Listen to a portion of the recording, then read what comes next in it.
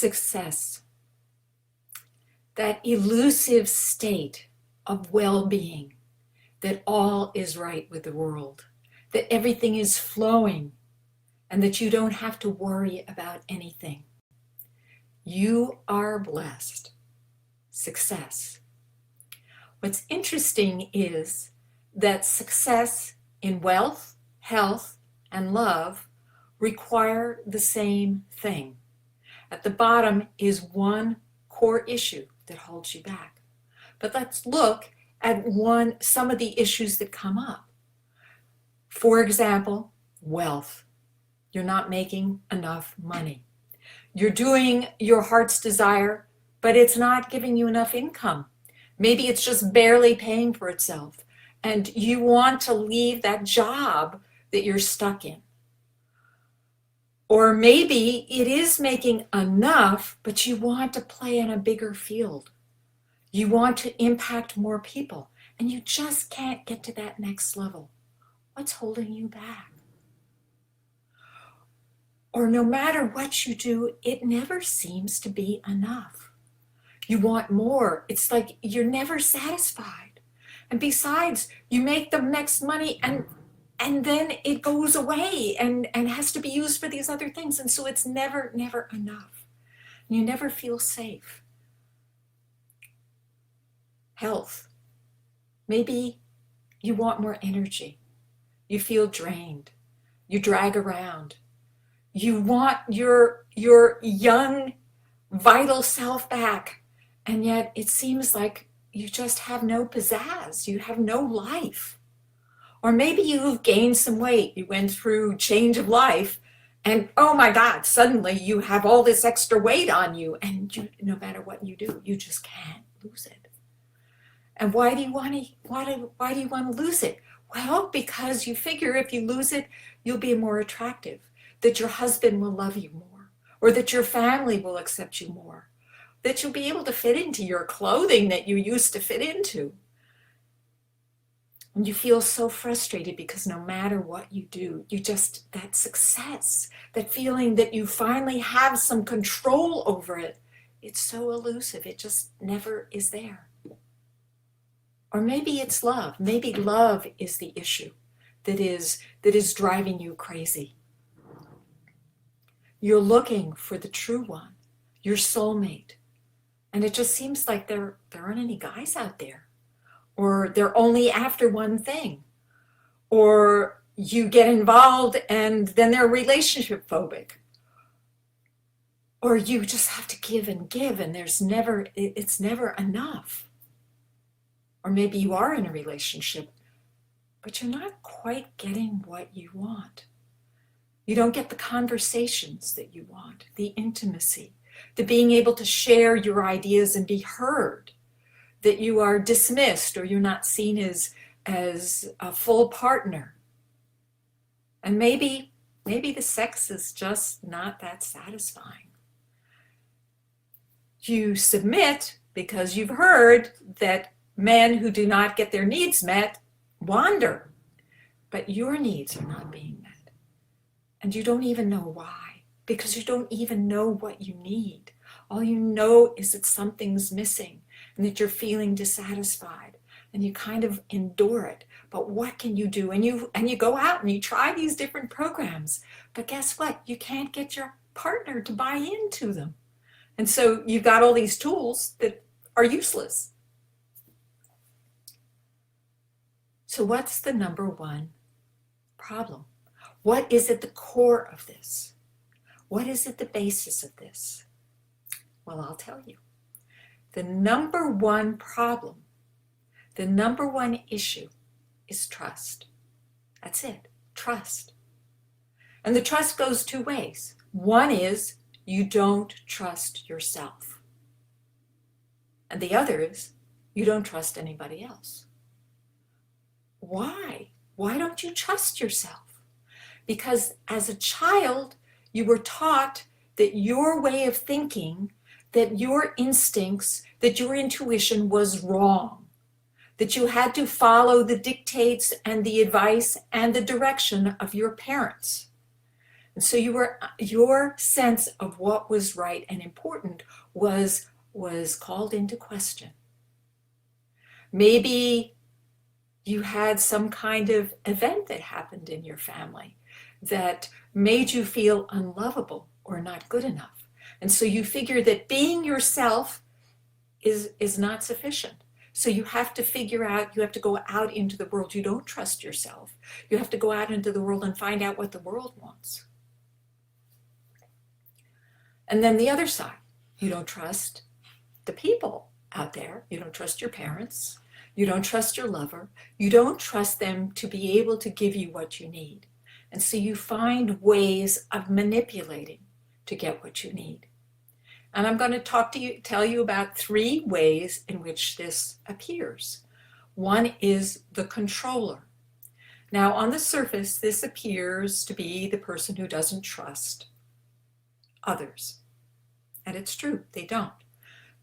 Controllers typically grow up in a chaotic environment where they were taught to not rely on their parents. Maybe their father left them. Maybe their mother was not bringing the bucks home. Maybe there was violence. Maybe there was abuse. The situation was chaotic, and you as a child had to step in and take control to make sure that there was food on the table, to make sure that mom came home, to make sure that the bills were paid when you were way too young. And so you never had the feeling that things were all right in the world, that at any moment chaos could ensue, and that you would somehow have to put the pieces back together. And so you don't trust others, but guess what? You also don't trust yourself. And you go out and you choose situations that are chaotic because you need to keep on proving to yourself that you're worthwhile. Because underneath is that feeling that you are not good enough, that you will not succeed. And so you choose hard cases, difficult, impossible cases that prove that actually you are not good enough. So you're never satisfied, and you always go from project to project to project. You choose the bad boys because, in a way, you never believe that you're good enough. And why should you be good enough?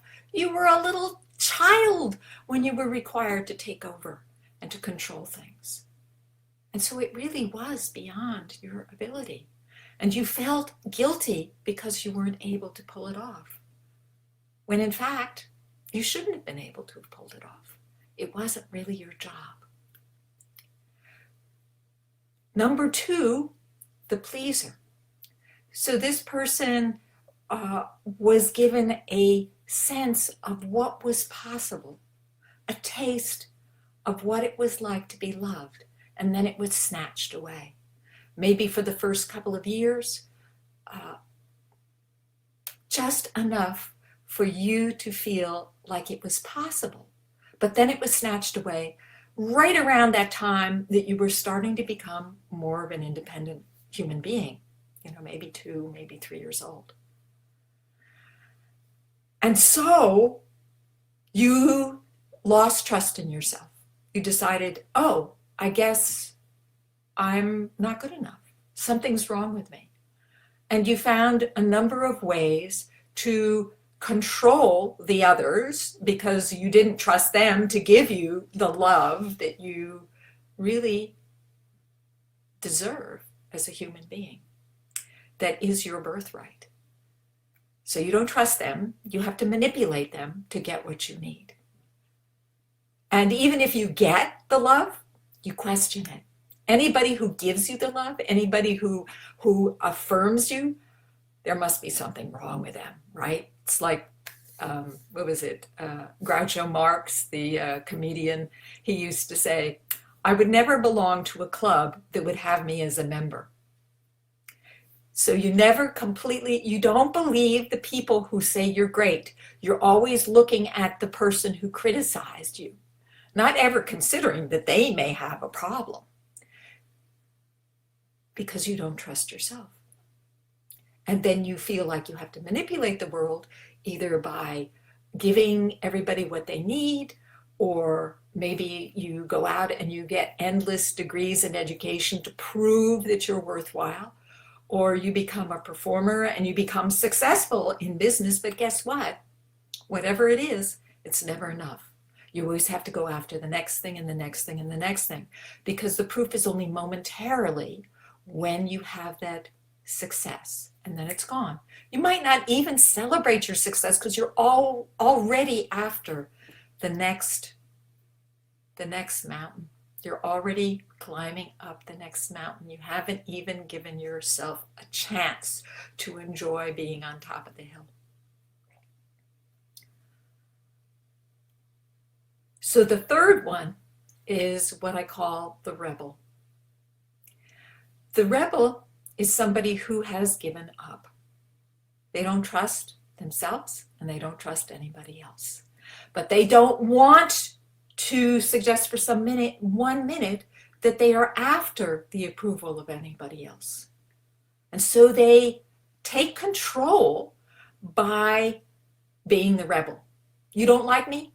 Well, that's because I'm a badass and I control that so that you won't like me, because it's in my control. Because heaven forbid that somebody would dislike you and you would have no control over it. And so that's how the rebel works. And all of them are self-defeating patterns that undermine your ability to feel successful. And success is really much more about the feeling than the actual money or pounds or number of times your partner says how much they love you. It's really a matter of how you feel inside. And in order to get there, you need to work on that trust. You need to handle that, because as long as you don't handle the trust issue, it is going to bite you. It is going to undermine you. It's always going to prevent you from getting that feeling of success. Nothing is ever going to be enough.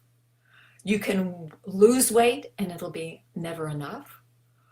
You'll put it back on because there will be self-sabotage. You'll make a lot of money and you'll lose it to need to make it again, because it's like that myth story about Sisyphus, who was pushing, I forget what he was, stone up a mountain, and he would just get to the top and it would roll down again. And you push it over and over again, when really what you need to learn is how to trust. So if this is your issue and you want to know how I work to help you to overcome this issue, schedule a 15-minute conversation with me where I can just discuss how I work, and you can find out whether we're a match. There's also a link.